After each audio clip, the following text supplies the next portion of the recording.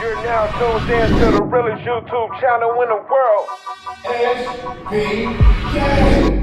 From a long way away, I'll take risks. Swing round that corner, I can't miss. I can't go back, I can't switch. I can't go back, Those tickets are yours. How you feeling, brother? I'm feeling great, man. Feeling great, feeling blessed. Feel for all the people going through tragic stuff in L.A., you know, with the fires. My sister's house burned down. Oh, sorry to hear that. Sorry to hear that, brother. Yeah, so, you know, we got to start rebuilding, you know, so. You live in L.A. too, right? Was your house affected or no? No, but it was getting close. It was getting close, yeah. Do they call you immediately, like, you know, Martin, house burned down? Yeah, well, I was at my ranch back in Virginia and chilling in the snow, and all that was going on. And I was just, wasn't nothing I could do, but my family that I had in L.A. was holding it down. Do you reach for your pockets first, or do you wait to see what the insurance going to do? Oh, well, both. Both? What's the rebuilding process going to be like, though? Like, you guys have to wait a certain amount of time before you can even start, like, thinking about that? Do they give you a timeline? I really don't know. I got to ask about Bad Boys. You know, the Bad Boys franchise picked back up right where y'all left off years ago, right? Yeah. And it's pretty amazing because as a kid, I grew up on it, right? But now my kids are growing up on it. So did you expect it to catch so big? And how many are y'all going to do? Because it's not whack. It's not like, you know, usually you do a sequel, it's like, and then the one after that is like, Yeah. But now it's not whack. It keeps going. So how many more y'all going to do? Are y'all shooting yet? I really don't know. You know the business is fickle, you know. I hope to do more, you know, as long as Will wants to do them, you know, we'll and the audience wants them, we'll do them. You know, we like giving you good work, you know, so, you know, we have a lot of fun with Bad Boys. Why? I was wondering about the tour. Like you got money, you older now. Why even go back on the grind and doing a comedy tour? Because it's where I started. It's my baby, you know. It's my breadwinner, you know. When I don't have nothing else to do, I can't do movies or TV or whatever, I can always go back to stand-up, and my audience is always there for me. Do you think that do you think the appetite for stand-up is the same as it used to be? Yeah, if you're still hungry. Or, you know, if you're still hungry, yeah, and I'm still hungry. What about the audience? Because stand-up is kind of a lost art. I love stand-up, you know what I mean? But I feel like it's kind of a lost art because of social media. People, I don't even know if people really know what funny is anymore, but to go on stage and to captivate an audience, just you and the microphone, you think the audience still has it? Yeah, people need to laugh, you know, and people want to laugh. I mean, you see the sign of the times that we're in. I mean, people just really want to come out and laugh, man, and that's what we need to do. Laughter heals the world, man. I saw a quote. You said, the way fighters train, that's how you train when you're getting ready for comedy. How do you get ready for a tour like this after 10 years and getting back on the stage? Like, is that a different level of training now, or is it still the same? No, it's the same. I go to the comedy clubs, you know, and I work out. I go to the Comedy Store and work out during the week, and just keep working out till I build up an hour set and till it's ready to go on the road. How you pick and choose what goes into your sets? Because like I was watching one of your old sets that you did. You mentioned like the Rodney King beatings and like, but you made it funny in a dark time. Nowadays, people are so touchy. Like, so do you stay away from certain stuff because you're like, now it's like the icon Martin now? I'm a little more cautious about, you know, subjects that I choose and everything. You know, when I was younger, I was fearless. You know, I would talk about anything or anybody, but it's a different time. Do you remember the times? Because I always hear these stories, and it's, to me, it's like, damn, this really happened. When you used to work telemarketing, right? And you were there with Salt and Pepper, I guess. Yeah, and Kid Play. No, that was Sears. Was that Sears? Sears and Roebuck. Sears and Roebuck. How was those experiences? And are you ever amazed that all of y'all were successful in your own way of going? Well, see, I wasn't there with Kid and Play. I was there with Salt and Pepper, and And I was always clowning, joking around at work and everything, not on the phone doing what I'm supposed to be doing. What did y'all have to do? I was trying to crack on Saul. I was trying to crack on Saul, and Herbie Lovebug was working there too.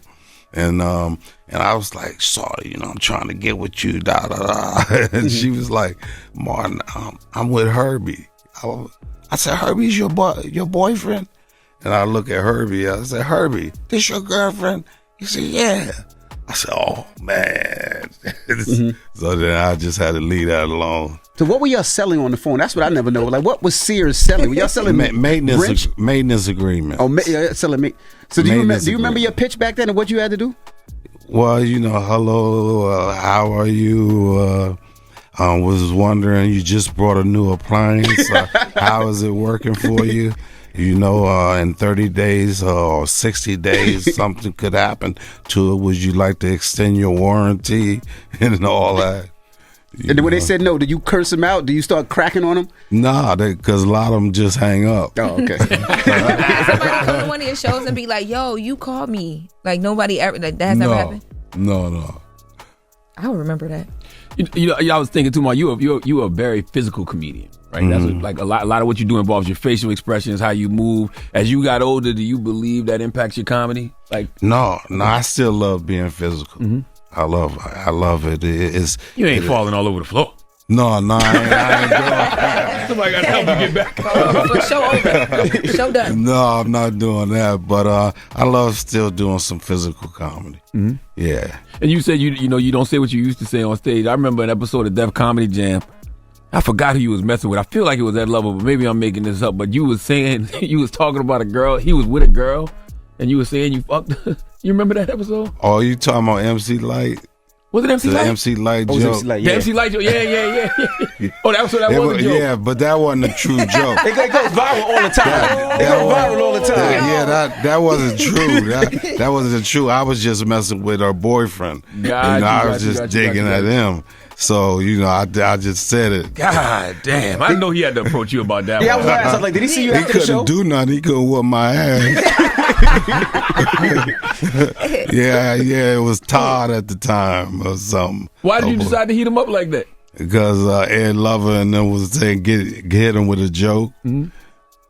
That's a hell of a joke to say in front of a room. That was Todd. You remember Todd used to do Todd used to do Rap City with them. Not Rap City, but MTV Rap City. Gotcha. Yeah, okay. Got you. So has anybody Hold on, did MC Light get mad about that joke? Nah, she was real cool. Okay. No, she's real cool. Did anybody ever come into you after your show and wanted to fight because, like he said, you didn't hold anything back? Like, you didn't care who was in that show. You was going at him. Anybody say, yo, I'm going to meet Martin outside after? Nah. Never? Nah, because I'm not that dude, man. I'm not that dude. And I got goons. You got goons back then? Back then, so it wasn't happening. Wasn't happening. Damn. And Martin ain't laughing. Oh, he ain't even smile. He's like, I got goons. And I still got him, so if you want to come to the ball and you get a little upset, just know. It goes back to that. You still lean into a lot of the crowd work in your shows now? You mentioned, do you still do a lot of crowd work today in your shows? Yes. Gotcha. I do a lot of meet and greets and stuff, I love, hooking up with my audience. She was talking about snapping on people in the audience. Not even snapping, but just like, when you go to the comedy shows, I feel like a lot, I know for me, when I go, I want to see the comedians do the crowd work because it's off the top. And like most people, when they do it well, I'm like, oh, dang, he's like really good at this. So I think people look for that for you also too, because it's in a lot of your stand-ups where we see you go off on the crowd. Thank you. Now, also in the news, your daughter got engaged to Eddie Murphy's son. Yeah. That was in the news. Congratulations. And he's a great kid. I'm a great young man. Great young man. I don't think she could have found nobody better. Right. I love that. Now, we have this rule up here. If we're ever out and about, with somebody that's richer than us, whoever has the most money has to pay. Pay the bill. Well, Eddie already said I had to pay for it. He said he paid for the last 6 weddings, because Eddie got a lot of kids. Right. He said he paid for the last 6, so he said, nah, this is on you. He said, I said, I don't mind. Damn. So he's still holding you to that?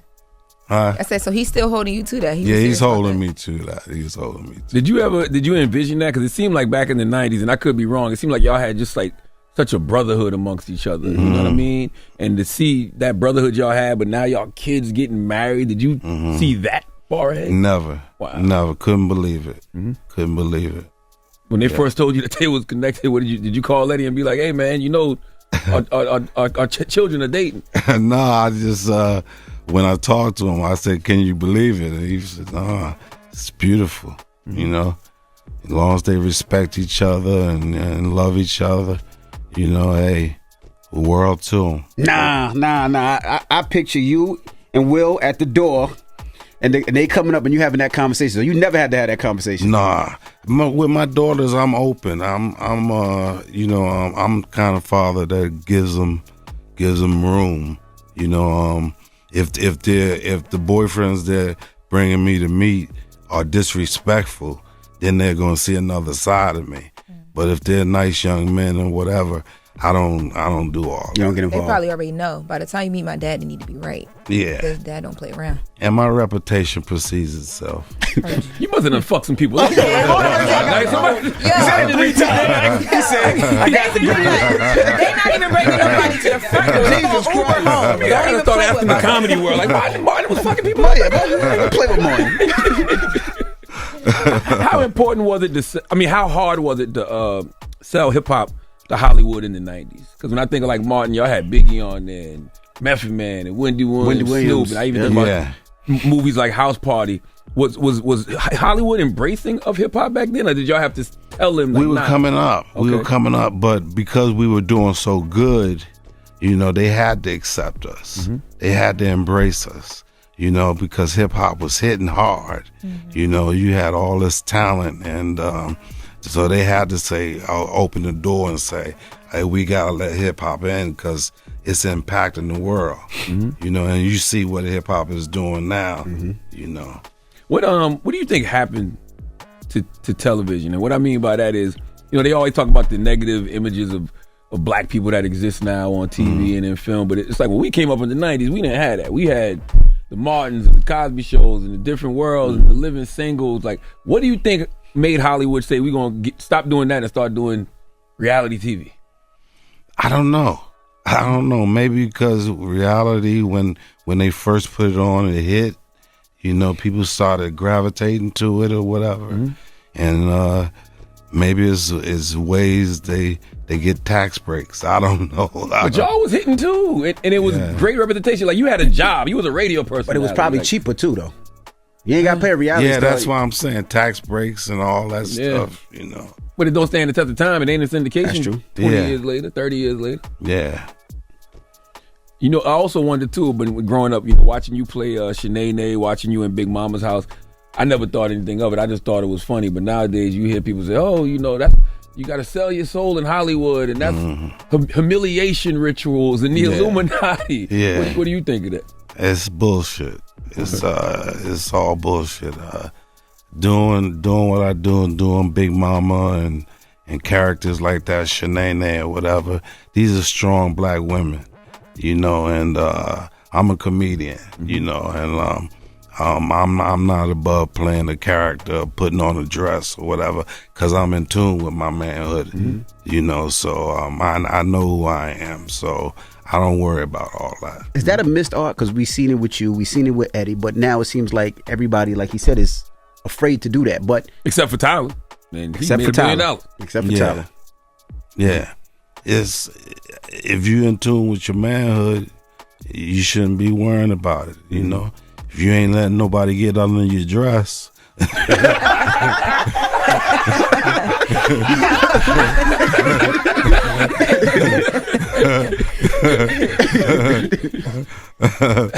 Was there ever a point?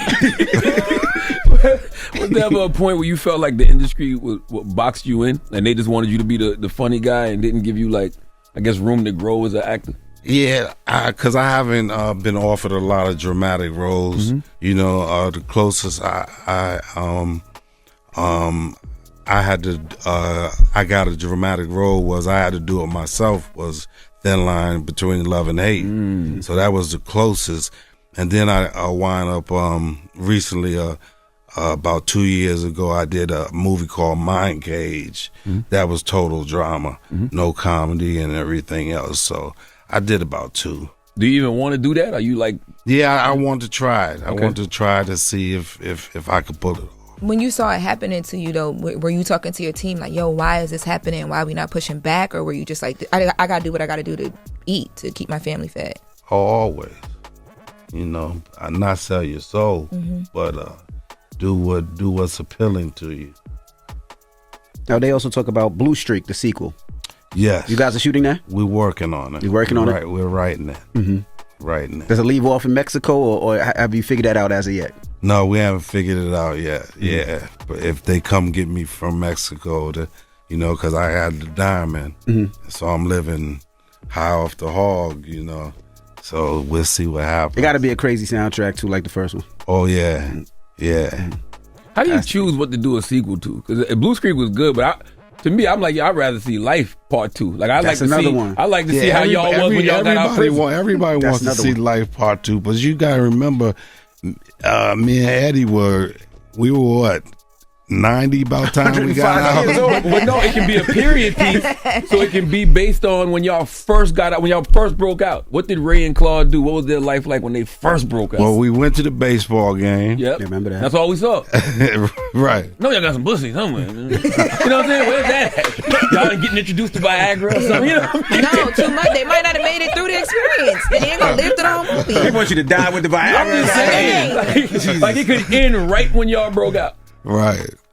Well, if somebody puts it together, man, hey, I talked to Eddie about it, and Eddie said, hey, man, if somebody could make it make sense, hey, we'll do it again. Do you get I don't want to say frustrated, but like having to convince people in Hollywood, like you Martin Lawrence, you know what I'm saying? Like having to sit down and pitch things or Yeah, that's frustrating. Yeah. That's frustrating. But it's part of the business, and it's hit or miss, But I have a strong faith in God, and He's my agent. Mm-hmm. It's crazy Dope. to me that you still have to pitch things. Like, just hearing that, it's like, wow. What about a Martin reunion? Like I know you guys did the reunion, but like people wanted to see like actual episodes. Like maybe how Sex and the City, they got back together, they did episodes, and then they had a movie. Like, is there anything on screen from you guys that we're going to ever see? From the Martin show? From the Martin cast, yes. No. Tommy Ford was a big part of what we did, and him not being there, it's not the same. Got you. And we couldn't. We caught lightning in a bottle, and that won't happen again. Wow. Who came up with the idea of being a radio host? Like I that did. that was dope. Like, but I did. Yeah. And why? Yeah. Just try something different, Detroit, being able to say what I want on the radio and being outlandish radio announcer and everything, having celebrities come through and everything. It's just fun of radio. Did you typecast yourself with Martin? Meaning like being at the character name with Martin, and they saw how you acted on the show. They expect you to be like that in everyday life all the time? Yeah. Because every time I've been around you, you seem like you're very reserved, laid back. Yeah, I'm nothing like the Martin on TV. Wow, I thought that it People was do based ask me that, are you like the Martin on TV? Sometimes I tell them, hell yeah, I'll throw your ass out. And I think that's a lot. Like a lot of times people see you and they think something's wrong, but I'm like, number one, he's old, and number two, how did we ever know that was who Right. told us that was him? Right, yeah, that was my energy. That was me just projecting, just being big, just, giving you a bigger version of Martin, and, just having fun. Just having fun, but I'm not like that in real life. I'm mature. That's my job. You don't want to be on all the time. That gets annoying. And then when somebody people don't take you serious. Was it exhausting having to be on all the time? Because you did a really good job at that job. Like, I would have never known that wasn't how you were in real life. Thank you. Yeah, it gets exhausting, but when you're having fun with it, you don't feel it. And is that the reason you had to whip ass? Because people they thought they could play with Back to you. whooping ass. You I said, say, is that the reason? Because they thought they could play with people, thought they could play with you, so you had to show them. oh yeah, Yeah. yeah. You ever had somebody just laid out on the floor? They just like, man, I just got fucked up by Martin. I done had some. And with the Y'all Know What It Is tour, you got a lot of different comedians on there. You got Just Hilarious, of course, Adele Givens, B. Simone, Chico Bean, DC Young Fly, Dion Cole, just to name a few. How do you pick who you want to be on the road? Because that's such an honor for a comedian to be on the road with Martin Lawrence. Because they fire. They fire, man. They're so talented. They're the next ones, you know, the next comedy stars, you know, and for me to just have a little piece of helping them out, getting them some exposure or whatever, you know, I'm honored to do that. That's what I'm supposed to do, you know, in my position. And so I love it, and I love working with them. Well, caller 105 right now, if you want to sit in the front row, 800-585-1051. You have to be in New York. We ain't flying you. We ain't paying for a bus ticket. We just got your tickets. If you're in New York or you can make it to New York, caller 105 right now, 800-585-1051. You're going to be at the Barclays tonight, so you get those tickets tonight. Saturday, he's going to be in Atlantic City. February 8th, Houston. Valentine's Day, he's going to be in your neck of the woods, South Carolina, Greenville. No, that's not my neck of the woods. Oh, I just see South Carolina. I just thought it was the low country. Yes. It's all the same. He said you're all country. And February 15th, Charlotte, North Carolina. So if you haven't got your tickets, get your tickets. And we appreciate you for joining us, brother. Always, man. Thank y'all for having me, man. I'm glad I came in, man. It's been a minute. You see you on the wall. We got you on the wall. Yeah, I see. I'm happy, man. Thank you. That's what it is. It's Martin Lawrence. It's The Breakfast Club. Good morning. Wake that ass up. Early in the morning. The Breakfast Club.